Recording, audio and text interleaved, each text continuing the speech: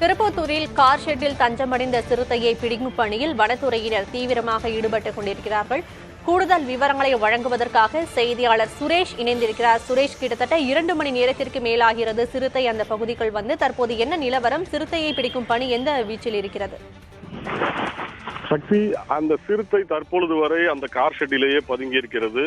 அந்த சுற்றுவட்டார பகுதியான ரயில்வே ஸ்டேஷன் ரோடு, சாமநகர் உள்ளிட்ட நகரத்தின் முக்கிய பகுதிகளாக குடியிருப்பு பகுதிகளாக இருக்கின்ற காரணத்தினால் சிறுத்தையை பிடிப்பதற்கு சற்று கவனம் தவறினாலும் விபரீதம் ஏற்படும் என்பதால் இதற்காக சிறப்பு பயிற்சி பெற்ற தருமபுரி வனக்கோட்டம், சேலம் வனக்கோட்ட பகுதியிலிருந்து சிறப்பு படை வீரர்கள், வனத்துறை வீரர்கள் வந்து திருப்பத்தூருக்கு விரைந்து வந்து கொண்டிருக்கிறார். சக்தி, அவர்கள் வருகைக்காக காத்துக் கொண்டிருக்கிற அதே சமயத்தில் சிறுத்தை அங்கிருந்து வெளியே செல்லாதவாறு திருப்பத்தூர் வனக்கோட்ட வீரர்கள் அந்த பகுதி முழுவதுமாக மக்கள் யாரும் செல்லாதவாறும் அதை எந்தவித தொந்தரவும் செய்யாதபடிக்கும் தற்போது வரை பாதுகாப்பில் ஈடுபட்டு வருகின்றனர். சக்தி, இதனால் அப்பகுதி முழுவதுமாக கடைகள் அடைக்கப்பட்டு அனைத்து வீடுகளுக்குள்ளும் மக்கள் வெளியே வராத மாதிரி ஒரு பதட்டமான சூழ்நிலை ஏற்பட்டுள்ளது. சக்தி,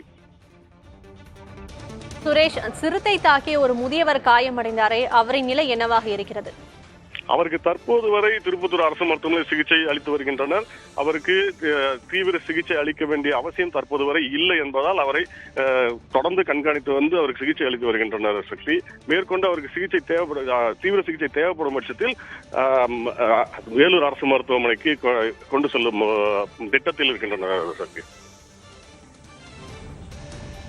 திருப்பத்தூரில் சிறுத்தை தற்போது அங்கு உலாவிக் கொண்டிருக்கிறது. அதனை பிடிப்பதற்காக வனத்துறையினர் தீவிரமாக கண்காணித்து வருகின்றனர். கூடுதல் விவரங்களை வழங்கியதற்கு நன்றி சுரேஷ்.